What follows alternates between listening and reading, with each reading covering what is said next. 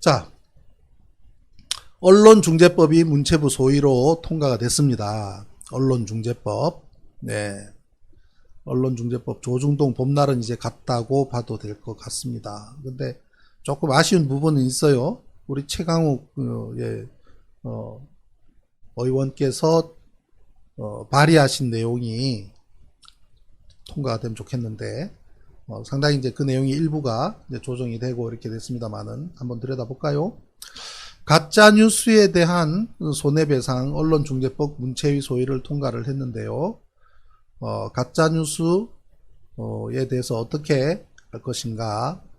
허위 조작 보도 등 가짜뉴스에 대한 징벌적 손해배상 의무를 부과하는 언론중재법 개정안이 지난 27일 소관 상임위인 국회 문화체육관광위원회 소위 문턱을 넘었습니다. 문체위는 언론중재법 개정안 16건을 병합한 위원회 대안을 표결에 붙여서 찬성 4, 반대 3으로 통과했고요. 언론의 고의 중과실에 의한 허위 조작 보도에 대해서 최대 5배 징벌적 손해배상을 청구할 수 있게 하는 게 내용이 주가 되겠습니다. 그리고 정정 보도를 신문 일면에 첫 화면, 인터넷 초기 화면에 노출하도록 강제하는 내용도 포함이 됐는데요.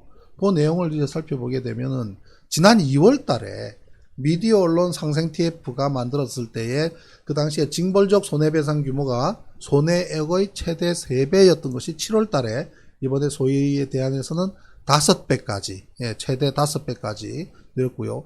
징벌적 손해배상 대상에서는 언론, 유튜브, SNS 1인 미디어를 모두 포괄했었던 지난 2월 달에 TF의 내용에서 좀 조정이 되어서 언론 포털 IPTV를 대상으로 하고 유튜브 등은 제외하게 되었습니다. 일단 유튜브, SNS 1인 미디어들은 제외가 됩니다.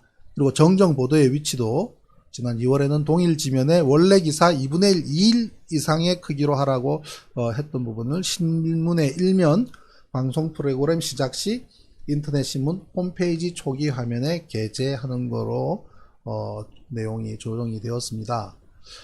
그리고 열린민주당의 최강욱 의원께서 발의한 언론중재법, 언론사가 망하는 수준으로 배상을 해야 된다. 그죠? 유럽이나 미국에서는 그런 언론, 자, 한번 볼까요? 최강욱 의원께서 발의한 내용을 한번 볼 필요가 있는데요. 최강욱 의원은 보도로 인한 인격권 침해나 재산상 손해 등은 과거보다 크게 증가했지만 현행법에 따른 정정 반론, 추후 보도 청구 이런 것들은 너무나 미흡하다라는 거죠. 네, 그래서 이 내용을 언론 보도 등으로 인한 명예훼손, 엄격 침해한 경우, 그리고 언론 보도로 인해 얻는 이익이 그로 인해 부담되는 손해액보다 많을 것으로 예상한 경우, 언론 보도 등을 하는 과정에서 사실관계를 자의적으로 선별하거나 취재원에 대한 위법 행위를 한 경우 징벌적 손해배상을 하는데, 예를 들면 조선일보가 2019년 총 매출액이 2,991억 원이라면은 이것을 365일로 나눈다는 거예요. 365일로 나누게 되면은 8억 1,900만 원 가량인데, 만약 문제가 된 보도를 5일 뒤에 삭제를 했다면은 조선일보가 해당 보도로 얻은 이익을 약 40억 원으로 추산하는 그런 방식으로, 그러면 징벌적 손해배상 관련 법안들은 피해액의 3배 내지 5배라고 한다면은 거의 언론사에서는 엄청난 거덜나는 수준의, 언론사가 망하는 수준의 배상을 해야 된다라고 했는데, 상당히 이제 조정이 된 부분인데, 우리 최강욱 의원 안이 되면은 얼마나 좋았겠습니까만은, 일단은 그래도 지금 조정안이 언론중재법이 통과한 것만으로도 첫 발을 내딛는 의미는 있다고 생각을 합니다.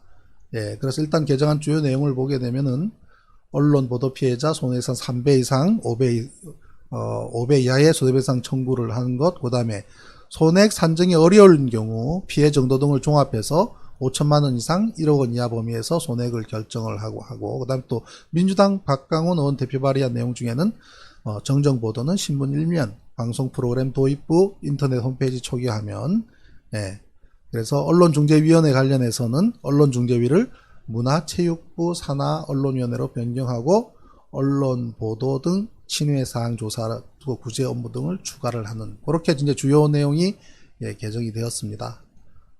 아무튼 언론 개혁이 뭐 이것으로서 뭐 종료된 건 아니겠습니다만 이걸 시발점으로 해서 언론 개혁이 반드시 이루어지기를 우리는 기대를 합니다. 일종의 시스템이 변한 거거든요. 시스템 변화. 자, 우리 저 국진당 같은 경우에 시스템 변화가 가져온 것이 바로 이준석 현상 아닙니까? 얼떨결에. 이 얼떨결에잖아요. 얼떨결에 이 젊은이가 당 대표가 되면서 나경원부터 할 것 없이 우수수수 떨어져 가서 뒷방으로 이렇게 가게 됐던 이 상황은 시스템이 변한 거예요. 어떤 시스템 하나가 변화한 것이 그들에게 어떻게 영향을 미칠 것인지에 대해서 그들 스스로도 잘 몰랐던 겁니다. 근데 일단 변화한 시스템은 그 변화한 시스템 내에서 그 자체로 또 뿌리를 내리고 그 시스템이 또 나름대로의 정착을 해 나가는 또 그런 과정이 있습니다. 그 사람들이 국민의 50% 경선이라는 제도를 채택을 할 때 저 젊은이가 당대표가 되는 저 현상을 기대를 했겠습니까? 전혀 예상 못 했겠죠. 근데 그 현상이 벌어졌단 말이죠. 그것이 바로 시스템 변화가 가져온 현상입니다. 그리고 언론중재법을 통해서 언론 환경의 시스템이 변화하면 그에 따라서 또 새로운 환경이 만들어지는 겁니다.